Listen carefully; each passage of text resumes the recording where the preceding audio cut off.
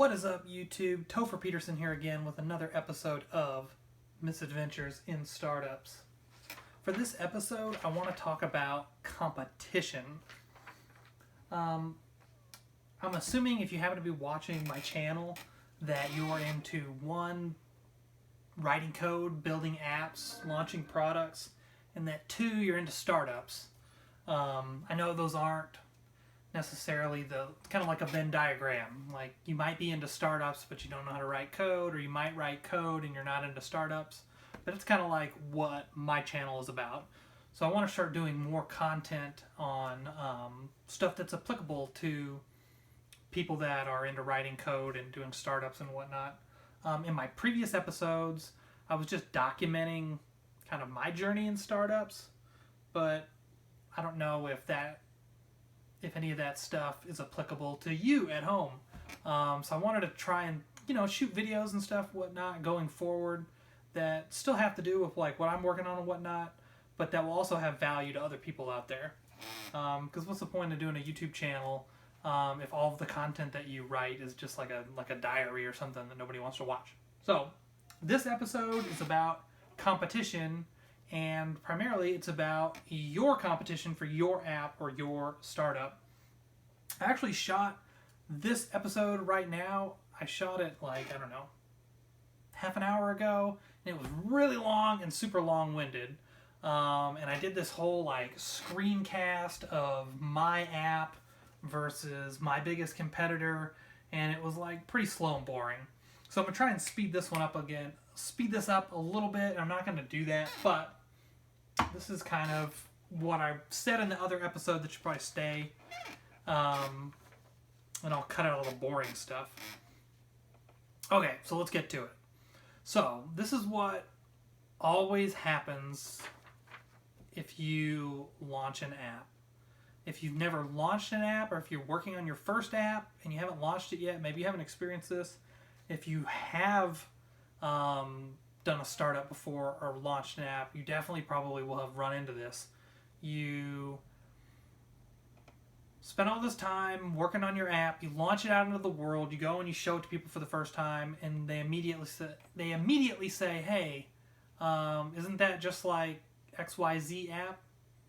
Why does your thing need to exist? Doesn't that already exist? And it's super, super annoying, and it's very demoralizing, and that's why I kind of wanted to do this episode today, because I was feeling a little bit demoralized tonight.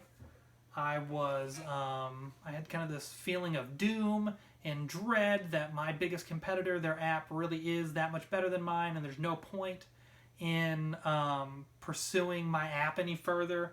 So I did this kind of whole episode, like I said, 30 minutes ago, where I shot this, and I pulled up my app versus my biggest competitor's app on Android emulators.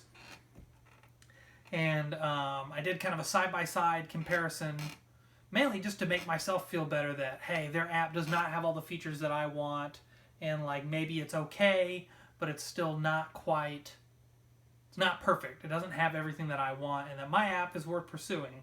However, after I shot the episode, I knew that, hey, that doesn't really have any value for you at home. You don't really care about my app. It's called MoolahBeast, by the way, if you want to check it out, moolahbeast.com. It's a personal finance app. It syncs with your bank account and tracks your spending for you automatically, with the goal of preventing you from overspending. So that's what MoolahBeast is, just an expense tracker that keeps you from overspending, kind of like a calorie tracker would keep you from overeating. And my biggest competitor is called Truebill, the biggest competitor is Mint.com, which is not good. The best competitor is Truebill, which has raised $20 million or something like that. And of all the personal finance apps, I'd say it's the best. I'd say mine is in the hunt. I think it has a ways to go, but I think in 12 months from now, I think my app could be better than what Truebill has. But that's not really the point of this episode. The point is, whatever it is that you launch, when you go out into market and you start showing your app off to people, people are going to say, hey, doesn't that already exist? Isn't there already Mint.com? Nobody said Truebill to me yet, even though they're the best. People pretty much have only said, hey, Mint.com, blah, blah, blah, Mint.com, even though I haven't actually met anyone who has Mint.com installed on their phone and is using it. All right. So I wanted to talk about now some historical examples of successful apps that had competition when they launched, kind of for inspiration. So let's look at kind of the OG startup, or one of the OG startups, Apple. When Apple launched, they were not the only personal computer. There was the Commodore PET, and there was the Radio Shack TRS-80. I'm not sure if those two existed exactly when the Apple II launched, but they all came out that same year. So Apple had competition, and they did not die or whatnot. And their biggest competitor was Radio Shack, and look what happened to Radio Shack. Radio Shack, goodbye. And that brings us to this quote that I wanted to kind of work in here. Startups don't die, they commit suicide. Justin Kahn said that. I've heard a bunch of people with YC say that. I actually thought that Paul Graham said that, but I went to Google before this episode, and I kind of Googled it because I wanted to get the quote right, and I couldn't find the exact one that I thought I'd heard, but there's another one from Jeff Ralston and Michael Seibel at YC, and they say, "We like to say that startup companies always die of suicide, not murder."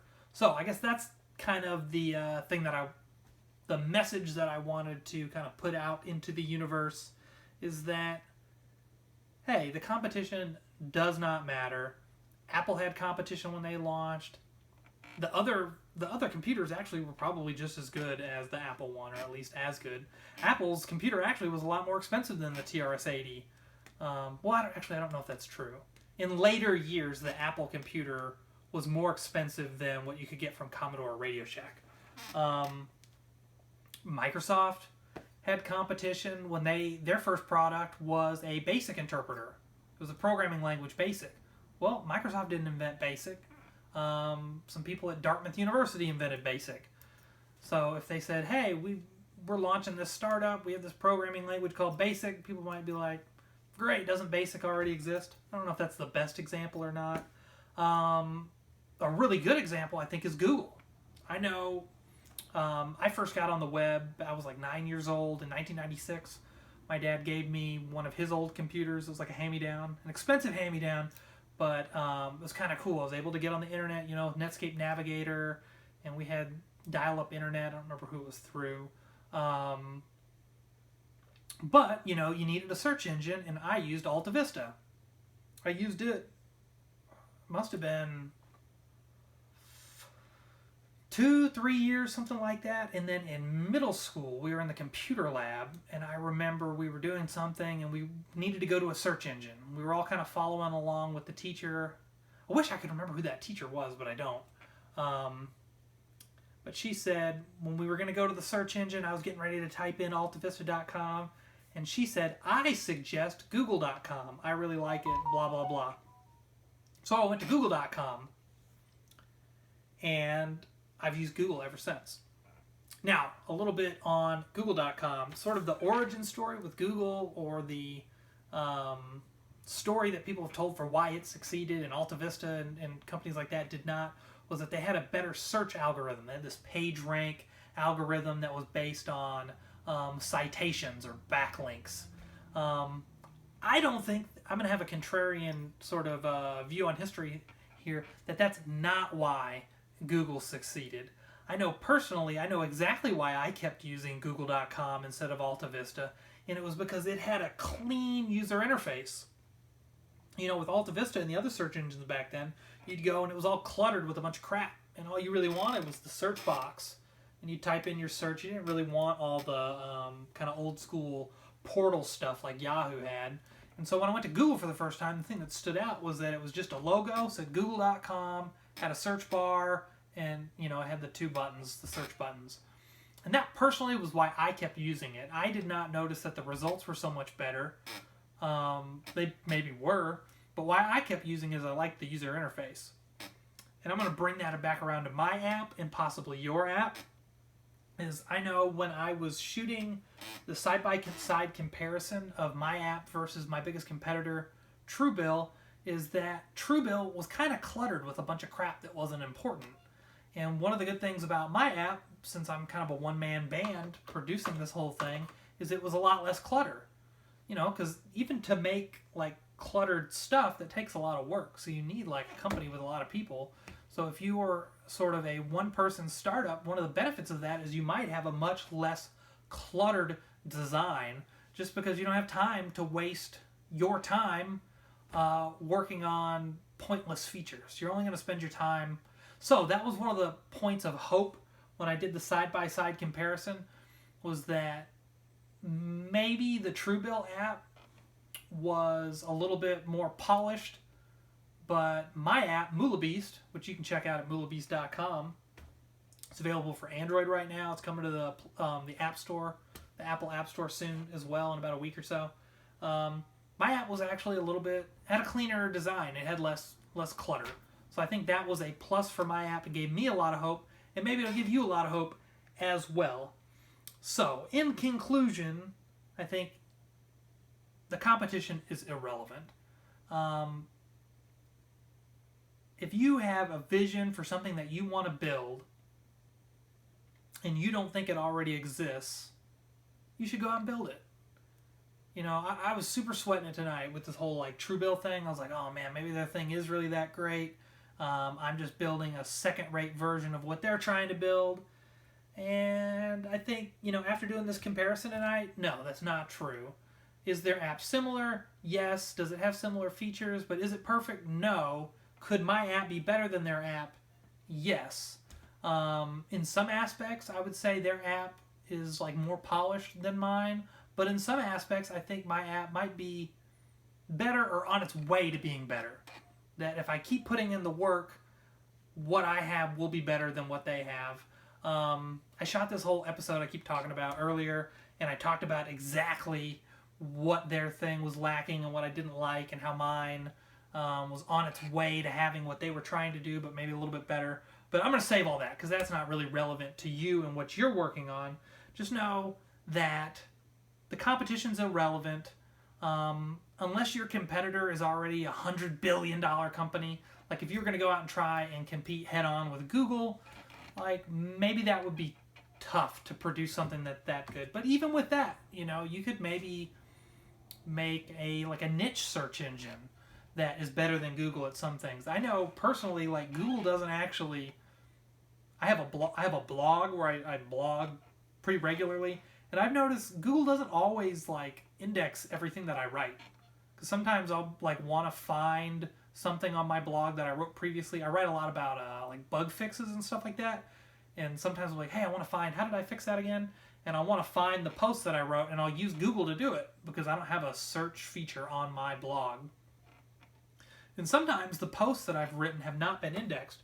So if you wanted to write some kind of niche search engine, maybe you could do it. You know, there's infinite possibilities when it comes to coding. Now, if you're not a coder, I think a lot of times people just look at it as, hey, these are the apps that exist. You should just use, like, I remember someone was being critical of my app recently, and they said, hey, why don't you just use the Bank of America app, blah, blah, blah. Well, does the Bank of America app have some of the features that my app has? Yeah, but they're kind of buried deep, and they're not exactly. With coding and with programming, you can make stuff exactly the way you want to make it. So I hope that this episode has been of some inspiration to somebody.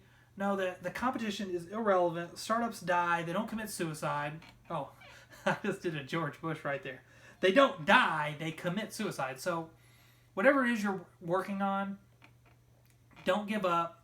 The competition, like, just be yourself. Do your thing. There's infinite possibilities with coding. And if you're a coder, you know that. So I'm going to sign off on that note. Thanks for tuning in. I'll see you guys again on the next episode of Misadventures in Startups.